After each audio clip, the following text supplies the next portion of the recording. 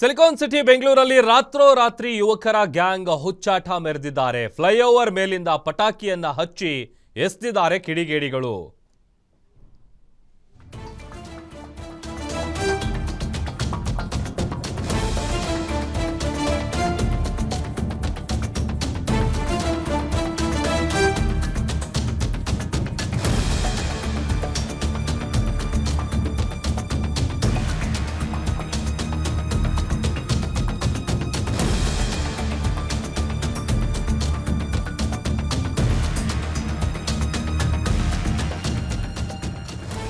ಬೆಂಗಳೂರಲ್ಲಿ ಯುವಕರ ಗ್ಯಾಂಗ್ ರಾತ್ರೋರಾತ್ರಿ ಹುಚ್ಚಾಟ ಮೆರೆದಿದ್ದಾರೆ. ಫ್ಲೈಓವರ್ ಮೇಲಿಂದ ಪಟಾಕಿಯನ್ನ ಹಚ್ಚಿ ಎಸೆದಿದ್ದಾರೆ ಕಿಡಿಗೇಡಿಗಳು.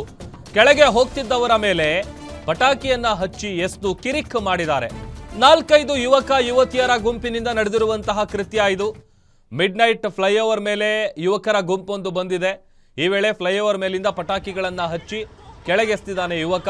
ಜೊತೆಗಿದ್ದಂಥ ಯುವಕ ಯುವತಿಯರಿಂದಲೂ ಕೂಡ ಆತನಿಗೆ ಸಾಥ್ ಕೊಟ್ಟಿದ್ದಾರೆ. ಈ ಡಬಲ್ ಡೆಕ್ಕರ್ ಫ್ಲೈಓವರ್ನಲ್ಲಿ ನಡೆದಿರುವಂತಹ ಘಟನೆ ಇದು ಅನ್ನುವಂಥ ಮಾಹಿತಿ ಸಿಗ್ತಾ ಇದೆ.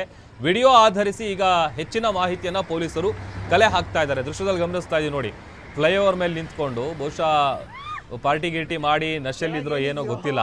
ಆದರೆ ಕೆಳಗೆ ಹೋಗ್ತಾ ಇದ್ದಂಥವ್ರ ಮೇಲೆ ಪಟಾಕಿಗಳನ್ನು ಹಚ್ಚಿ ಎಸೆದು ಒಂದು ರೀತಿ ಹುಚ್ಚಾಟ ಮೆರೆದಿದ್ದಾರೆ.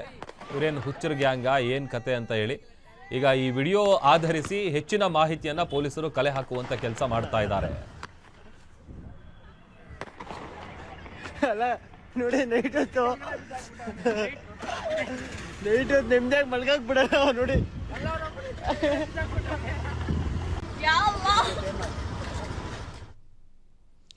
ಮತ್ತಷ್ಟು ಡೀಟೇಲ್ಸ್ ಕೊಡ್ತಾರೆ ನಮ್ಮ senior crime reporter Ajay Kumar ದೂರವಾಣಿ ಸಂಪರ್ಕದಲ್ಲಿ ಜಾಯ್ನ್ ಆಗಿದ್ದಾರೆ. ಅಜಯ್, ಏನಿದು ಹುಚ್ಚಾಟ ಅಂತ? ಏನು ಡ್ರಿಂಕ್ಸ್ ಮಾಡಿದ್ರಾ ಅಥವಾ ಪಾರ್ಟಿ ಗಿಟಿ ಮುಗಿಸ್ಕೊಂಡು ಬಂದಿದ್ರಾ? ಹುಚ್ಚರಾ? ಏನ್ ಕತೆ ಅಂತ ಇದು? ಖಂಡಿತವಾಗ್ಲೂ ಪ್ರಭು, ಈಗಾಗಲೇ ಈ ಒಂದು ವಿಡಿಯೋ ಸಾಕಷ್ಟು ವೈರಲ್ ಆಗ್ತಾ ಇರುವಂತದ್ದು. ಮೇಲ್ನೋಟಕ್ಕೆ ಇಲ್ಲಿ ಎಲ್ಲರೂ ಕೂಡ ಮದ್ಯಪಾನವನ್ನ ಸೇವಿಸಿ ಆ ನಂತರ ದಾರಿ ಮಧ್ಯೆ ಹೋಗುವಂತ ಸಂದರ್ಭದಲ್ಲಿ ತಾವು ತಂದಿದ್ದಂತಹ ಪಟಾಕಿ ಏನಿದೆ ಅದನ್ನ ಸಿಡಿಸುವಂತ ಕೆಲಸಕ್ಕೆ ಮುಂದಾಗ್ತಾರೆ. ಆನಂತರ ಉದ್ದಟತನ ತೋರಿಸೋದಕ್ಕೋಸ್ಕರ ಮೇಲ್ಗಡೆ ಫ್ಲೈಓವರ್ ನಲ್ಲಿ ಕೂಡ ನಿಂತ್ಕೊಂಡು, ಅದು ಕೂಡ ಡಬಲ್ ಡೆಕ್ಕರ್ ಫ್ಲೈಓವರ್ ಅಂತಾನು ಕೂಡ ಈಗಾಗಲೇ ಹೇಳಲಾಗ್ತಿರುವಂತದ್ದು. 3-4 ಜನ ಯುವಕರೇನಿರ್ತಾರೆ ಮೇಲ್ಗಡೆಯಿಂದ ಅಂದ್ರೆ ಫ್ಲೈಓವರ್ ಮೇಲಿಂದ ಪಟಾಕಿಯನ್ನ ಹಚ್ಚಿ ಕೆಳಗೆ ಹಾಕುವಂತ ಕೆಲಸಕ್ಕೂ ಕೂಡ ಮುಂದಾಗ್ತಿದ್ದಾರೆ.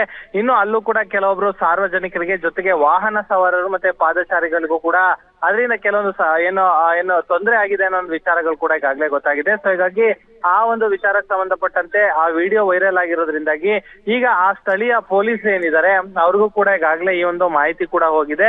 ಅವರು ಕೂಡ ಯಾರ್ಯಾರು ಈ ಹುಡುಗರು ಮತ್ತೆ ಎಲ್ಲಿನವರು ಮತ್ತೆ ಯಾವ ಕಾರಣಕ್ಕೋಸ್ಕರ ಈ ರೀತಿಯಾಗಿ ಮಾಡಿದ್ರು ಅನ್ನೋದ್ರ ಬಗ್ಗೆ ಕೂಡ ಈಗಾಗಲೇ ತನಿಖೆಗೂ ಕೂಡ ಮುಂದಾಗ್ತಿದ್ದಾರೆ. ಆದ್ರೆ ಇನ್ನು ಯಾರು ಅನ್ನೋದ್ರ ಬಗ್ಗೆ ಇನ್ನೂ ಸ್ಪಷ್ಟವಾದಂತ ಮಾಹಿತಿ ಇನ್ನು ಪೊಲೀಸರಿಗೆ ಕೂಡ ಸಿಕ್ಕಿಲ್ಲ.